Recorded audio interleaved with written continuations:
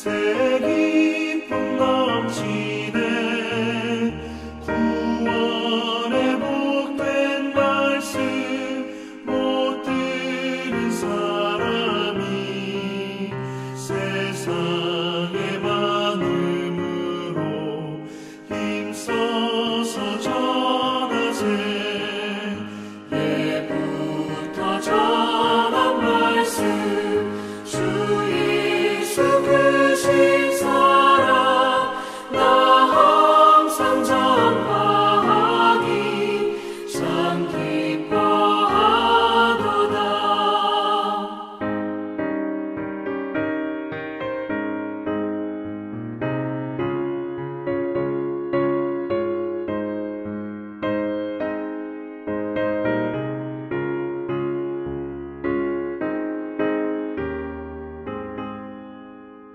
이 말씀 들은 사람 더 듣기 원하고 목말라 사모하니 그 말씀 진리라.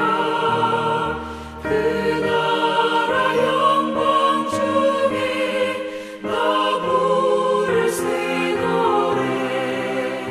예부터 좋아하던 이 말씀 뿌리세.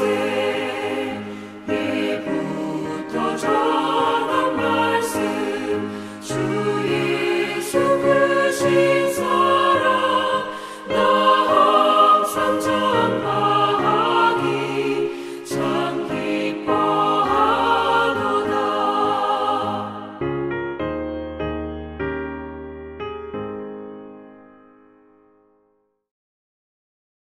오늘 우리에게 주신 하나님의 말씀은 출애굽기 20장 12절에서 17절의 말씀입니다.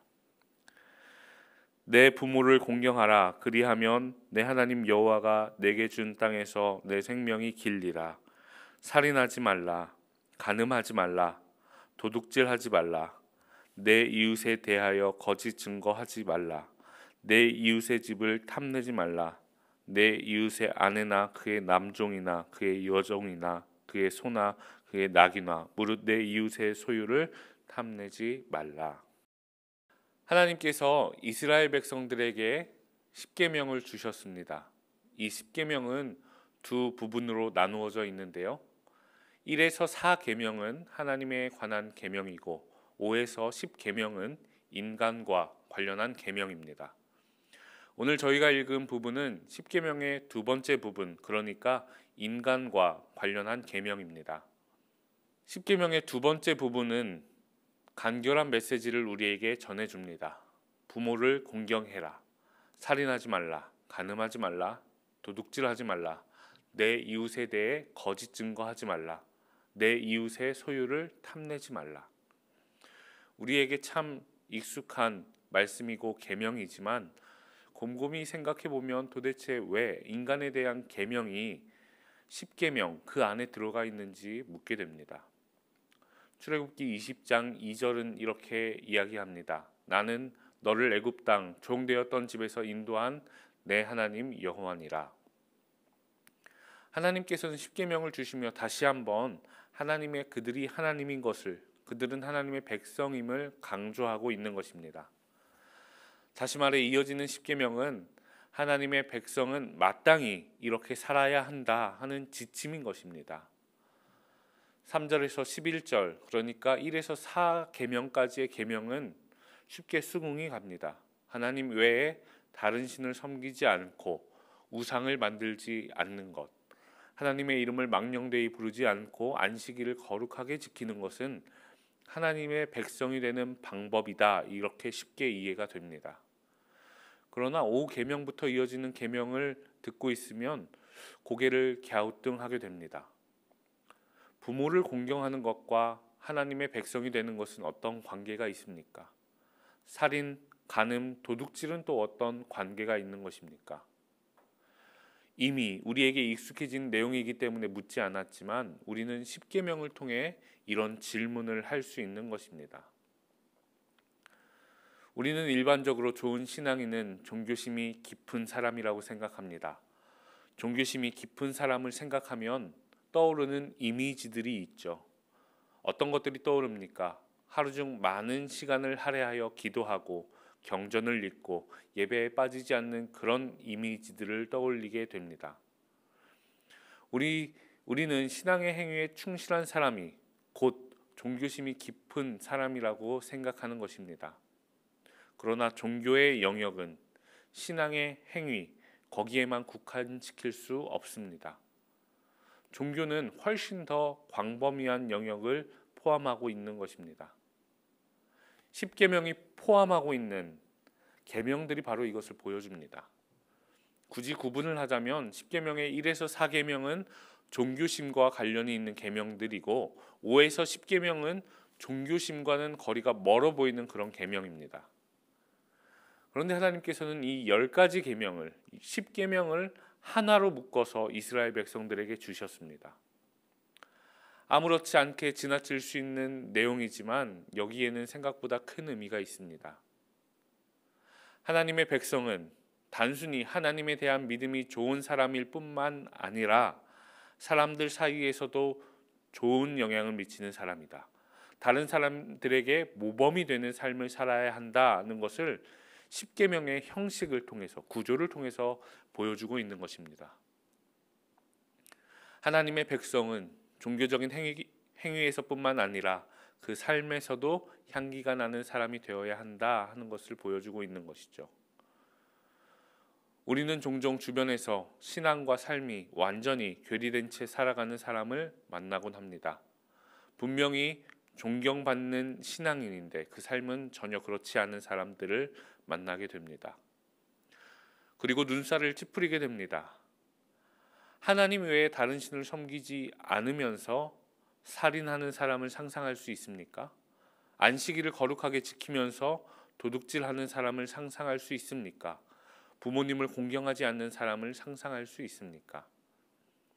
우리가 이런 모습을 상상하기 어렵고 신앙과 삶이 괴리된 사람을 보게 될 때 눈살을 찌푸리는 이유는 결국 신앙과 삶의 균형이 중요하기 때문입니다. 말씀을 준비하며 생각해 보니 우리가 읽고 있는 성경, 이 성경 또한 종교적인 얘기로만 채워진 책이 결코 아님을 확인하게 됩니다. 성경은 우리가 믿는 하나님이 어떤 분인지, 우리가 어떻게 하나님께 영광 돌려야 되는지에 대해서 이야기합니다. 그러나 동시에 우리가 이 땅에서 어떻게 살아야 하는지도 얘기하고 있습니다. 레위기를 보면 우리가 어떻게 하나님을 예배하는지 그 규정에 대해서 자세히 다루고 있습니다. 번제는 어떻게 드려야 하고 소제와 화목제, 속죄제와 속건제는 어떻게 드려야 하는지 그 방법에 대해 얘기합니다. 그러나 동시에 내 이웃을 내 몸과 같이 사랑하라 하는 말씀을 하고 있습니다. 희년이라는 제도를 통해서 약한 자들을 보호해야 함을 말하고 있습니다. 하나님께서 이 땅에 보내신 수많은 예언자들의 예언을 살펴봐도 마찬가지입니다. 이 사람들은 하나님의 말씀을 대언하는 하나님의 사람들이었습니다. 그들은 줄기차게 회개하라고 하나님께 돌아오라고 선포했습니다. 그러나 그들의 예언을 자세히 살펴보면 이 땅 가운데 하나님의 정의와 공의가 펼쳐져야 함을 동시에 이야기하고 있는 것입니다. 아모스 5장 24절의 말씀입니다. 오직 정의를 물같이 공의를 마르지 않는 강같이 흐르게 할지어다. 예수님도 마찬가지셨습니다. 예수님도 하나님에 대하여 하나님 나라에 대하여 말씀하셨지만 동시에 원수를 사랑할 것을, 악한 자를 대적하지 말 것을, 구제함을 은밀히 할 것을 역시 가르치셨습니다. 죄인들과 병든 자들과 귀신 들린 자들과 함께 하셨습니다. 오늘 십계명의 구조를 살펴보며 성경 전체에 흐르는 정신을 확인하게 됩니다. 진정한 하나님의 백성은 신앙의 행위뿐만 아니라 이 땅에서의 삶 또한 향기가 나는 사람인 것입니다. 또 한 단계 나아가 십계명 가운데 오늘 우리가 읽은 계명, 다시 말해서 사람들과 관련한 계명을 넣은 것에서 이러한 이유를 확인하게 됩니다. 그것은 우리가 신앙과 삶에 있어서 향기 나는 삶을 살아갈 때 하나님께서 영광 받으시기 때문입니다. 하나님과의 관계뿐만 아니라 사람들과의 관계에 있어서 말씀을 따라 살아갈 때 놀라운 일들이 이어집니다. 하나님의 사랑이 종교라는 그 틀 안에 갇혀버리는 것이 아니라 세상 가운데로 흘러나가기 시작합니다. 하나님의 정의가 믿는 사람들끼리만 사용하는 말이 아니라 우리의 삶을 바꿔가는 힘이 됩니다. 하나님의 평화가 더 이상 형식적인 말이 아니게 됩니다. 우리가 하나님의 백성으로서 이 땅에서 향기나는 삶을 살아갈 때에 우리를 통하여 하나님께서 영광을 받으시는 것입니다. 하나님의 축복이 우리를 통하여 이 땅 가운데로 흘러가는 일들이 일어나는 것입니다. 오늘 우리에게 주신 이 말씀에 우리의 삶을 비춰보기를 원합니다. 우리는 신앙과 삶에 있어서 모두 향기가 나는 삶을 살아가고 있습니까? 우리는 훌륭한 신앙인이기만 합니까? 아니면 그 반대입니까? 분명한 것은 하나님께서는 우리가 종교적인 삶뿐만 아니라 이 땅에서의 삶도 충실하게 살기를 원하신다는 것입니다. 오늘도 이 말씀을 붙들고 하나님이 맡겨주신 삶의 자리에서 살아갈 때 여러분의 삶을 통해 하나님 영광 받으시는 하루가 되기를 간절히 소망합니다. 기도하겠습니다. 사랑의 주님, 감사를 드립니다. 오늘 십계명의 구조를 살펴보며 우리의 신앙을 되돌아봅니다. 하나님의 백성으로서 우리가 종교적 열심에만 치우치는 것은 아닌지 생각해 봅니다. 하나님에 대해 말씀하셨지만 또한 동시에 이웃사랑을 말씀하셨던 예수님을 기억하며 말씀을 붙들고 나아가오니 우리도 이 땅을 살아가며 하나님을 뜨겁게 사랑하고 동시에 우리의 이웃도 뜨겁게 사랑하는 신앙인이 되게 하여 주옵소서. 우리가 그렇게 균형 잡힌 신앙인으로 살아갈 때 하나님의 사랑이 우리가 서 있는 그 땅 가운데 퍼져가는 놀라운 역사가 일어나게 하옵소서. 이제는 우리 주 예수 그리스도의 은혜와 하나님의 크신 사랑하심과 성령의 교통하심이 오늘도 주신 말씀 붙들고 이 하루를 살아가기로 결단하는 능곡교회 성도님들 머리머리 위에 지금부터 영원까지 함께 하시길 간절히 축원하옵나이다. 아멘.